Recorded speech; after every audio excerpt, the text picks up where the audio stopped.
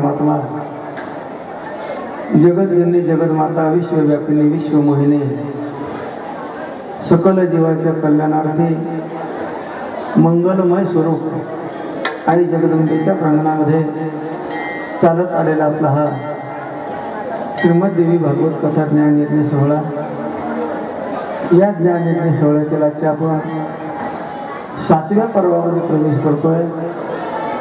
7वं पर्व हे आपल्या सप्ताहातील शेवटचं पर्व आहे. 7 दिवस का सप्ताह करायचा, 7 दिवस का कथा करायची, जास्त दिवस केले तर चालणार नाही का? चालेल ना, तुम्ही 70 वर्ष करा तरी चालेल, पण 7 दिवस का? याचं एक कारण असं आहे की आपण सगळे जीव 7 पाशामध्ये बांधलेले. किती? 7 प्रकारचे पाश आहेत आपल्या या जीवाला, आणि त्या 7 प्रकारच्या पाशामध्ये आपण बांधल्यामुळं या देवाला जीव असं नाव पडलं. काय नाव पडलं? जीव. नीट लक्षात घ्या, देवाचं रूपांतर जीवामध्ये झालं याला कारण फक्त त्याला पाश आहे. म्हणजे 7 पाश कोणते?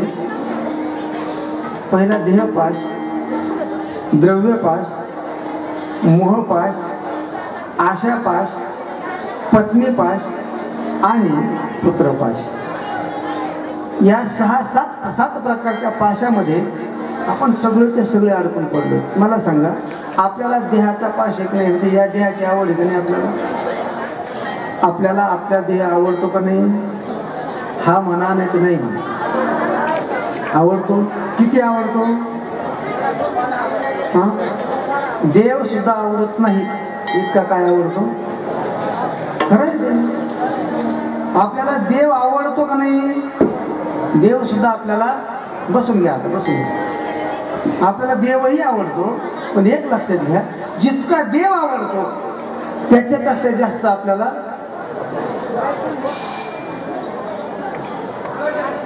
बसून घ्या. गोपाल कृष्ण भगवान की जय. आपल्याला जेवढा देव आवडतो त्याच्यापेक्षा जास्त देह आवडतो. एक आहे देव आणि दुसरा आहे देह. आपल्याला देव आवडत नाही असं नाही, देव आवडतो, पण त्याच्यापेक्षा जास्त आपल्याला आपला देह आवडतो. तर नाही आवडत? आता एक मिनिट लक्षात घ्या, आज आपण इथं बसलो, आपल्याला कोणाची आवड आहे? आता देवाची आवड. म्हणजे आता आपल्याला देहापेक्षा जास्त कोण आवडतो?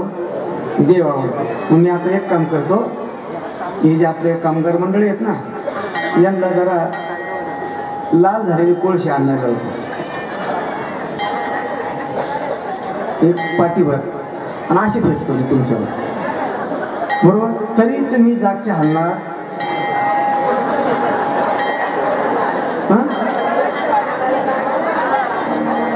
मंडप फाडून पडशाल, बरोबर का नाही? ऐका, आपल्याला देव आवडतो, पण आपल्या शरीराला जर चटका बसला तर आपल्याला देव आवडणार नाही. आपल्याला काय आवडेल? मग देह आवडेल. ऐका, आता हा देहाचा पाश आहे का नाही? आपल्याला देव प्राप्त जर करायचा असेल तर पहिला हा पाश बाजूला करावा लागतो. हा देह माझा नाही हे ज्या वेळेला तुमच्या लक्षात येईल तेव्हा तुम्ही देवाच्या थोडं जवळ जा. तुम्हाला काय वाटलं पाहिजे? आपल्याला हा देह माझा नाही असं ज्या वेळेला आपल्याला वाटेल, हा देह मातीचा आहे, हा देह बाहुली सारखा खेळायचा. हे लेकरू इथं आलेलं आहे, याच्या हातामध्ये बाहुली जर दिली, बरोबर, आणि त्याला जर सांगितलं बाबा ही तुझी बायको आहे, काय दिली ते त्याच्याबरोबर थोडं खेळल, आणि जर मोडली तर फेकून देईन. कोणाच्या बाहुलीला पाय जाईल का? ते नाही जाणार. तसा हा जो देह आपल्याला मिळालाय, ही बाहुली, हिच्यावर किती प्रेम करायचं. संत महात्म्यांचं प्रमाण बोलू नका. गोपाल कृष्ण भगवान की जय. बसून घ्या मावशी, बसून घ्या.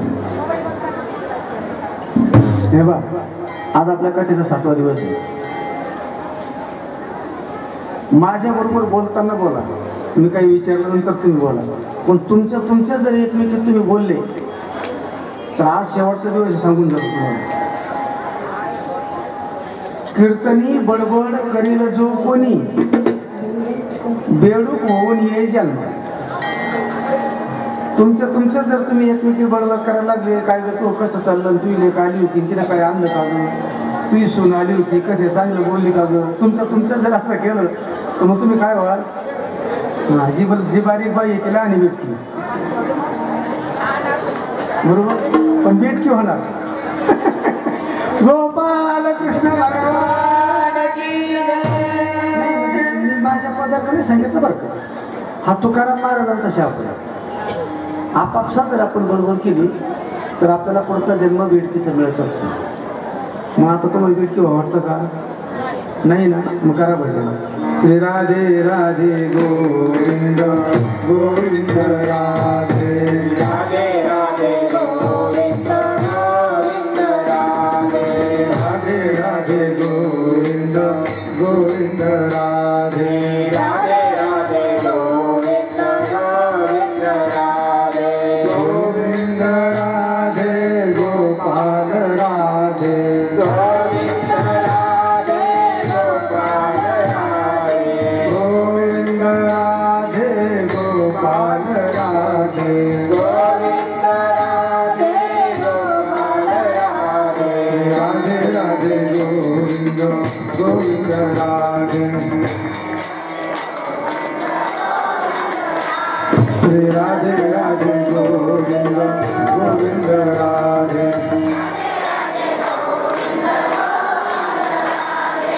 गोविंद राधे गोपाल राधे गोविंद राधे गोपाल राधे गोविंद राधे गोपाल राधे गोविंद राधे गोपाल राधे गोविंद राधे गोपाल राधे गोविंद राधे गोपाल राधे गोविंद राधे गोपाल राधे राधे राधे गोविंद गोविंद राधे राधे गोविंद गोविंद राधे राधे राधे गोविंद गोविंद राधे राधे राधे गोविंद गोपाल कृष्ण भगवान की जय. आता कोणी बोलू नका. आणि आता ज्या पाठीमागून आल्या ना त्यांना तिकडंच हात धरून बसू ठेवा, इकडं पुढं नका येऊ. आल्या का तसंच हात धरायचा, दोघी नाही एकटी लावलं, दोघी हात धरून वडा तिकडंच बसवा त्यांना. आता सगळ्यांना माहिती आहे 9:30ला कथा चालू होते, म्हणजे 9लाच हजर व्हायचं पूजा पाठ करून. मग नेमकं कथेला सुरुवात होती, तुमचे व्यक्ती येत चालत. चला, देह हा आपल्याला खूप आवडतो, पण देवाजवळ जर जायचं असेल तर हा देह माझा नाही असं ज्या वेळेला आपल्याला वाटेल त्यावेळेला आपण देवाच्या थोडं जवळ जाऊ. जवळ किती जाऊ? थोडं बरं. ज्यांना ज्यांना हा देह माझा नाही आहे, या देहाचा ज्यांना ज्यांना विसर पडला ते देवाजवळ गेले.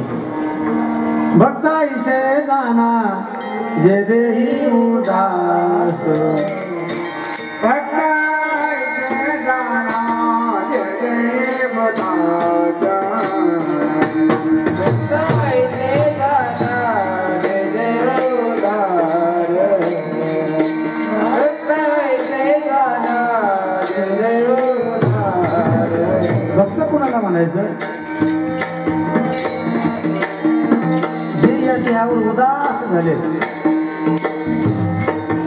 जाऊ दे ना, काय करू शकता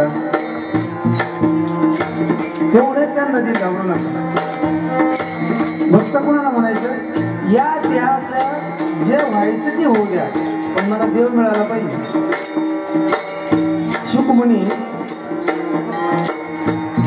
राजा परीक्षितीचे आपला शुकमुनी राजा जनकाच्या तिथे गेलेले. भागवताचा कथन चालू आहे आणि जनक राजाची परीक्षा बघायची. काय केलं?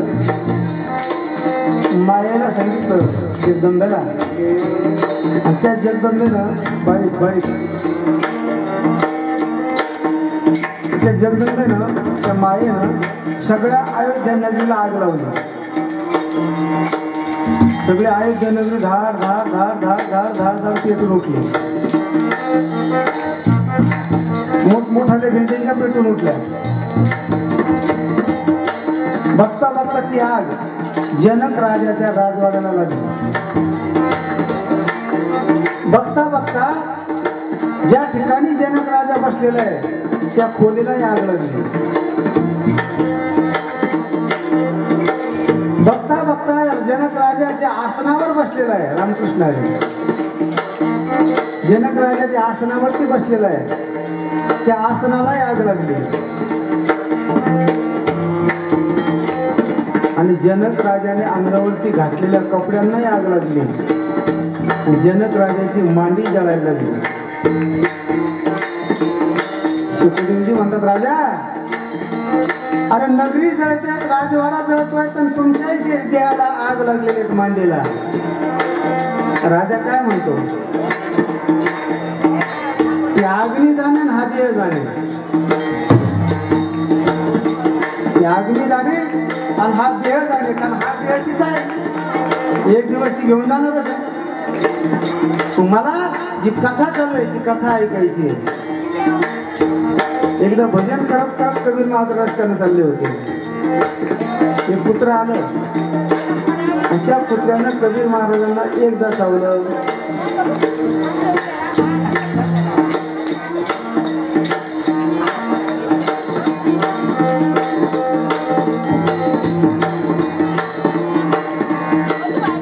एका पायाला चावलं, दुसऱ्या पायाला चावलं, मांडीला चावलं. लोक बघत होते, लोक हळहळ करायचे, अरे हा कोण साधू आहे, कोण महात्मा आहे, सारा पुत्र याला चावतंय. एक जण जवळ गेला, हो महात्मा जी, कुत्ता आपको काट रहा है और आप भजन कर रहे हैं. आपके पैर से देखो ना कितना खून बह रहा है. आपल्या पायातून रक्त वाहतंय बाबा. कुत्रा येतोय तुमच्या हाडात, तुमच्या पायाचा मांस तोडून निघून जातो, तुम्ही त्याला हाड सुद्धा म्हणत नाही. बाबा कबीर महाराज हसायला लागले. कबीर महाराज काय म्हणतायत, बाबा अरे वो कुत्ता जाने और ये चमडी जाने. ते कुत्र नाही जाऊ द्या आणि चांबडं जाऊ द्या त्याला, मला त्याच्याशी काहीच करायचं नाही. मग मला काय पाहिजे, एक गाऊ आम्ही विठोबाचे नाम, एक गाऊ आम्ही विठोबाचे नाम. मला फक्त देवाचं भजन पाहिजे.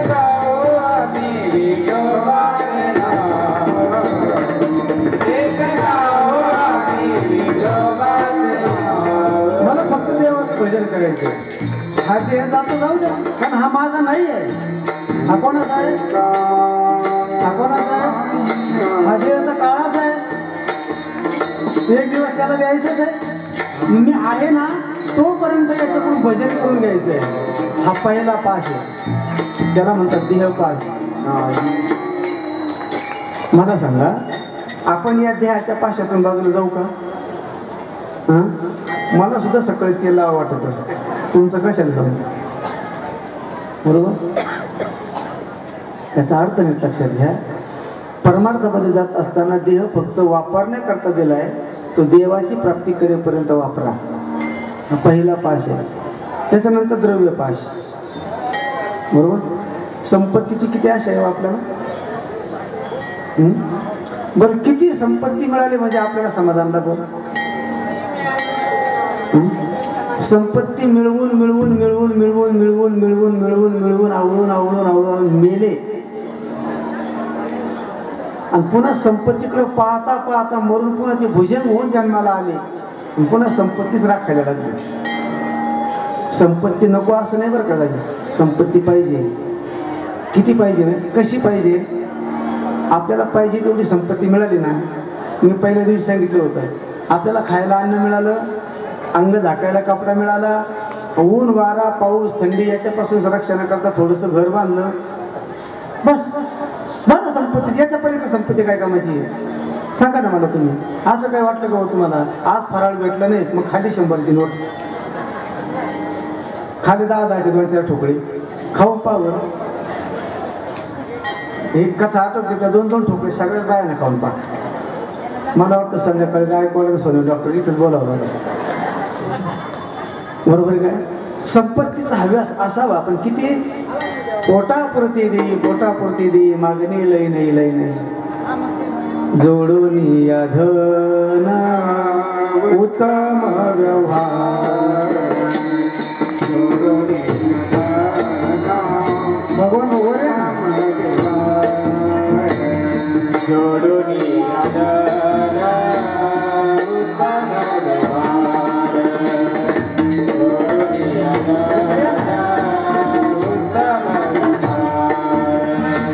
जोडून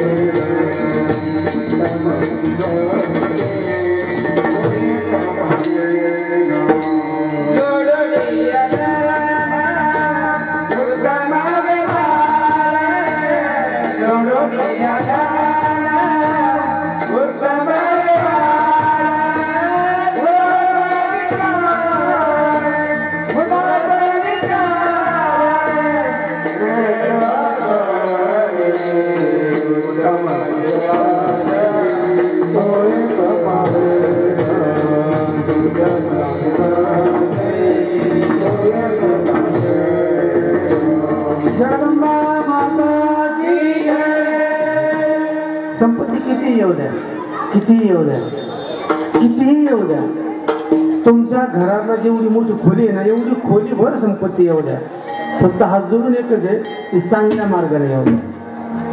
चांगल्या मार्गाने जर ती संपत्ती आली तर तुम्हाला सुख येईल, वाईट मार्गाने जर ती संपत्ती आली तर तुम्हाला आयुष्यभर रडायला लागेल. बरं का, आयुष्यभर रडायला लागेल. म्हणून हा एक पाश आहे प्रत्येकाला, द्रव्य मिळालं पाहिजे, मिळालं पाहिजे. तिसरा पाश आहे, आता जरा धावतं सांगतो. तिसरा एक पाश आहे तो पुत्र पाश. मुलाबद्दल किती अपेक्षा आहे आपल्याला, बरोबर? तुम्ही तर सगळ्या आता आहेत, आपल्या मुलाकरता किती करता आपण? देव बाजूला करू पण मुलाचं संगोपन करतो. आपल्या देहाला आपण कधी सांभाळतो इतकं आपल्या लेकराला आपण सांभाळतो, बरोबर आहे का नाही? सांभाळतो का नाही? मुद्दा सांगतो तुम्हाला. तुमच्या कड्यावर तुमचं लेकरू आहे आणि तुम्ही जगदंबा मातेच्या दर्शनाकरता यात्रेला आले आणि धो धो धो धो धो धो पाऊस चालू झाला, बरोबर? तुम्ही काय करणार? आपण ओलं झालं तरी चालेल, आपला पदर कुठं टाकणार? आणि अजूनच जोरात पाऊस झाला, तो पाऊस जर येत असला तर तुम्ही स्वतः खाली वाका आणि त्याला आपल्या पोटाखाली झाकाल, बरोबर? इतकं प्रेम करता तुम्ही तुमच्या मुलावर. हा एक पाश आहे, केलं पाहिजे, बरोबर? पण हा पुत्र पाश हा आपल्याला आनंद देतो का? काल मला वाटतं आमच्या ते 1-2 बाया तिथं बसल्या होत्या रूमवरती येऊन, त्यांनी सांगितलं बाबा आम्ही असं बसतो म्हटले महिलांमध्ये,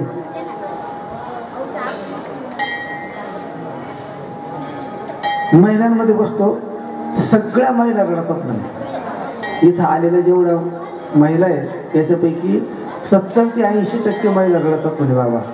अशा जर बसल्या एकमेकीजवळ, ही तिचं सांगते, तिचे सांगते, आणि सगळं रडण्याचं कारण एकच आहे, मुलं चांगले.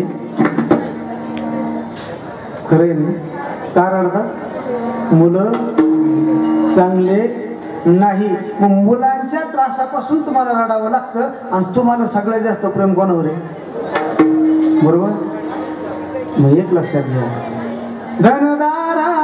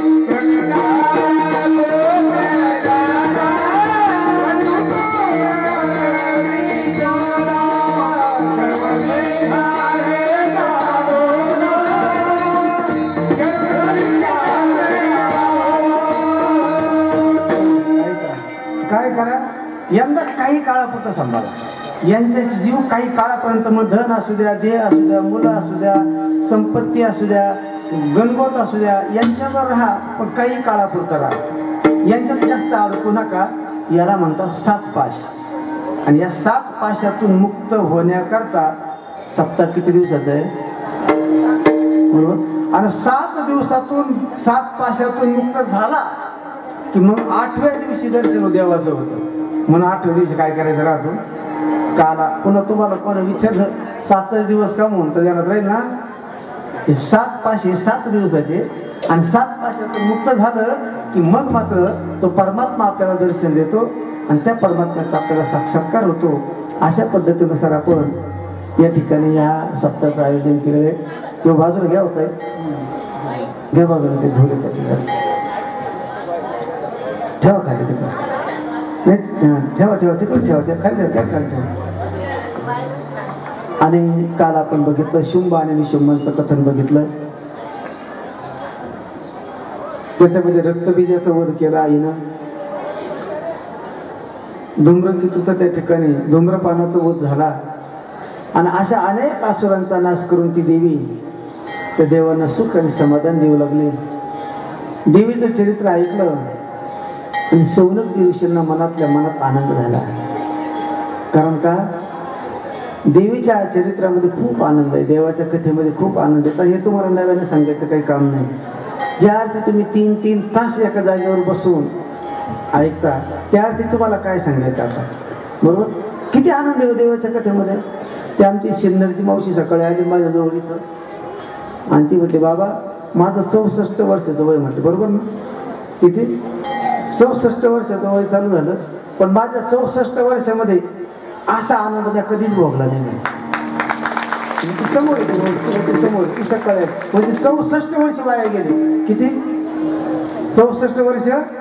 आणि त्याच्या 7 दिवस जे व्यक्तीला मिळाले त्या मावशीला, ते तिच्या जीवनाचं सोनं करून घेतलं तिनं.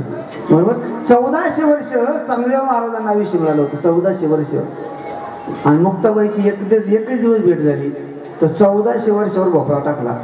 आणि एकच दिवस ज्या दिवशी मुक्ताईची भेट झाली त्या दिवशी चांगदेव महाराज जगाच्या समोर सांगतात, चांगदेव माने आज जन्मालो,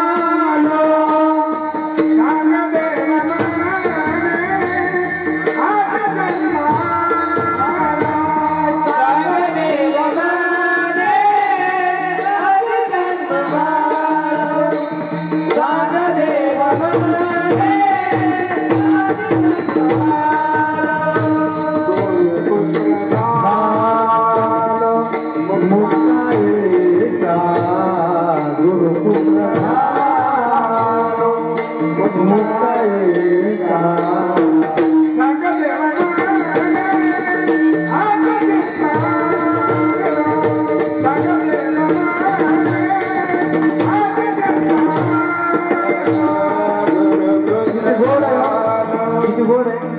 किती वर्ष? 1400 नाही, 1400 वर्ष ज्यांनी आपलं आयुष्य जगवलं ते म्हणतात एवढं वाया गेलं आणि खरा माझा जन्म आज झाला. बरोबर. तसं आपल्या जीवनामध्ये हे 7 दिवस म्हणजे आपल्या जीवनातला खऱ्या अर्थानं पर्व काळ आहे. बरोबर. म्हणून त्या भगवंताची कथा शौनक जी ऐकताय, देवीची कथा ऐकून आनंद झाला. आणि त्या शौनकांनी सुतजीला प्रश्न विचारला, महाराज जे देवीचं चरित्र आम्ही आतापर्यंत ऐकलं, कधी कधी आम्ही देवाचं चरित्र ऐकतो, कधी देवीचं चरित्र ऐकतो का हो? या देवामध्ये आणि या देवीत काय फरक आहे? मी पहिल्या दिवशी तुम्हाला सांगून गेलो होतो. देव आणि देवी भिन्न नाहीये, ते एकच आहे. देव देवीची केली पोळी, चरण नसता वाजे धुमाळे. देव तोच आहे आणि देवी तीच आहे. म्हणून या जगाच्या कल्याणाकरता त्या आदिशक्ती जगतजननी त्या शक्तीनं, त्या चैतन्यानं या भूतलावरती आतापर्यंत जे केलंय ते दुष्टांचं निर्दालन केलं, फक्त भक्ताचंच रक्षण केलं. बरोबर आहे की नाही? आतापर्यंत देवाने जेवढे अवतार घेतले या अवतार दोनच कामं केले. जे वाईट लोक होते त्यांचा नाश केला आणि जे सज्जन होते जे भक्त होते त्यांचं रक्षण केलं. दुष्टांना मारण्याकरता भगवान परमात्मा कधी शंख घेतो, कधी चक्र घेतो, कधी गदा घेतो, आईच्या रूपात आला तर त्रिशूळ घेतो, तलवार घेतो. बरोबर? शंख चक्र गदा त्रिशूळ हे भगवंताचे घेऊन या. शंख चक्र गदा हाची रंदा करीतो, भक्ता राखे पायापाशी, दुर्जनाशी संहारी.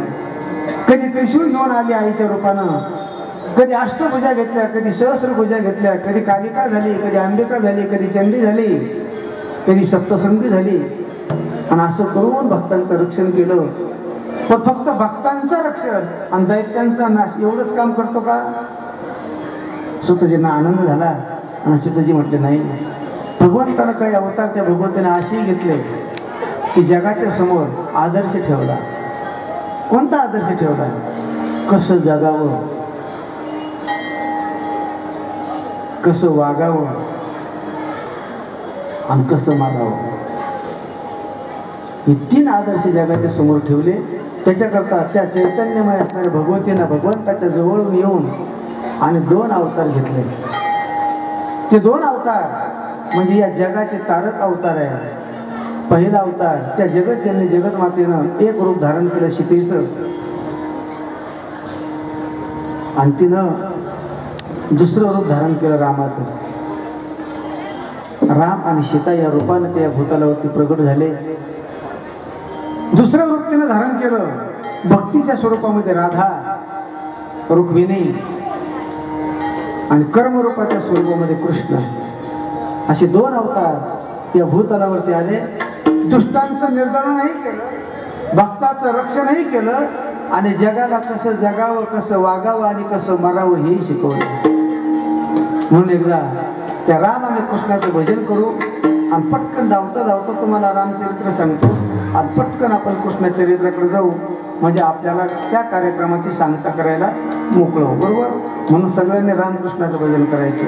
हरे रामा हरे रामा राम रामा हरे हरे. बोला हरे रामा हरे रामा. टाळी वाजवा, टाळीचा आवाज. हरे रामा हरे रामा राम रामा हरे हरे. आवाज कमी येतो तुमचा.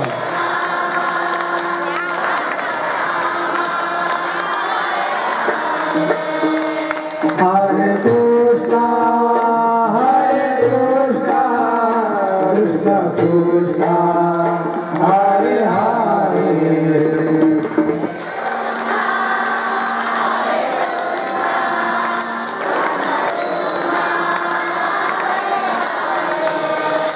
हरे कृष्णा कृष्ण कृष्ण हरे हरे.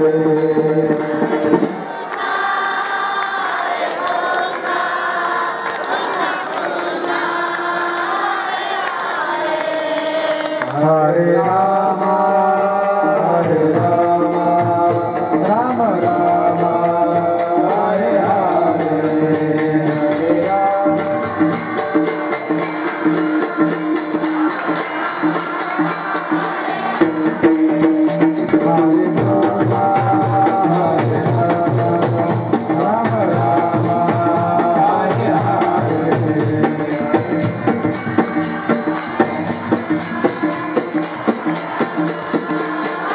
प्रभु रामचंद्र भगवान की जय. खटवंग नावाचा राजा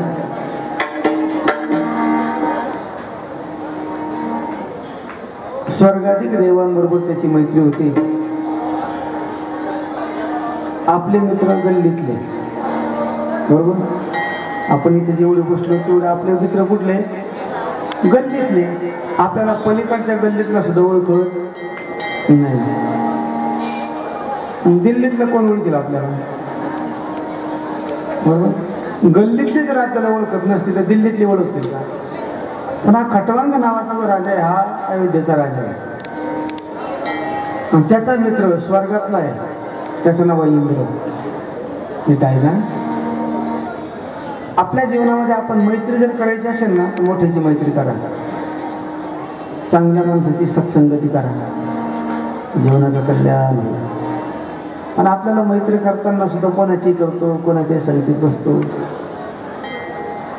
आणि होतं काय, ज्याच्या संगमध्ये आपण राहू, ज्याच्या संगतीत आपण राहू, त्याच्यासारखा रंग आपल्याला प्राप्त होत असतो.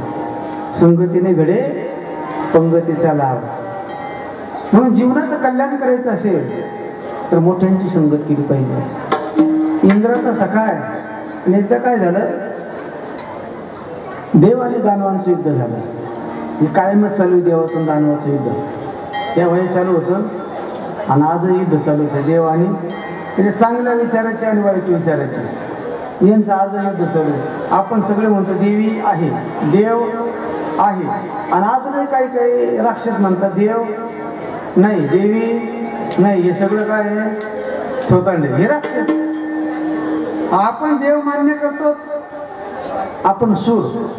आणि ज्यांना देव मान्य नाही, धर्म मान्य नाही, कर्म मान्य नाही, चांगलं खाणं मान्य नाही, चांगलं वागणं मान्य नाही, ते म्हणतात आहे करून तर घ्या मजा करून, जातील मरून तर टाकतील पुरवून. बरोबर, हे नास्तिकवादी. म्हणजे आजही युद्ध चालूच आहे. देव आणि दानवांचं त्यावेळेला युद्ध झालं आणि असुर त्यावेळेला भारी पडले. लक्षात घ्या, माझं बारीक ऐका तुम्ही. जे राक्षस राहतात ना ते अगोदर भारी पडत असतात. ते राक्षस चांगल्या माणसाला कधीच आठवत, ते कोणत्या मार्गाला कसं कपट करतील आणि चांगल्या माणसाला त्रास देतील सांगता येत. मग काय होतं माहिती का, ते राक्षस जास्त मातले, त्रास द्यायला लागले की आपल्यासारखे चांगले माणसं म्हणतात नको बाबा आता यायचं, जिथं जाणं राहणंच नको, आणि चांगलं वागणं सोडून देऊन आपलं आपलं बरं यायच्यासारखं जगावं. असं कधीच करायचं नाही. चांगल्या माणसाची हाल होती. चांगलं वागणाऱ्याचं, सत्य वागणाऱ्याचं, सत्य बोलणाऱ्याचे हाल होतील, पण त्याची हार कधीच होत नाही. नीट लक्षात घ्या. सत्य माणसाचे हाल आहे, सत्याचे हाल आहेत, पण सत्याची हाल कधीच होत नाही. सत्यमेव हा आमचा वेद मंत्र आहे. सत्याचा विजय होतोच. हाल होऊ द्या, हाल होऊ द्या. गळ्यात माळ घातली, आजार पडला, डॉक्टरने सांगितलं ना तुमची माळ आता तुम्हाला काढावं लागेल.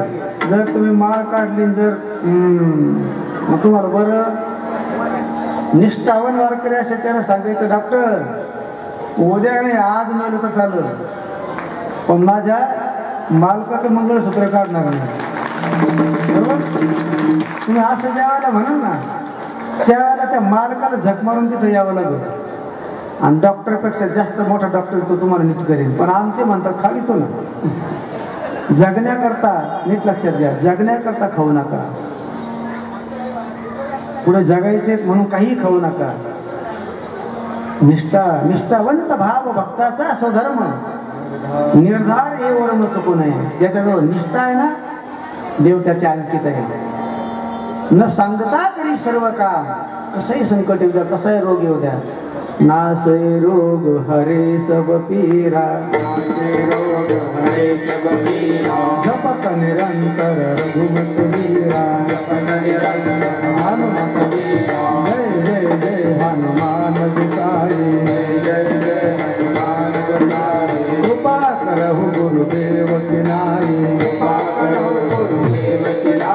जो सतबार पाठ कर कोई, सुखही बंदी महासुख होई,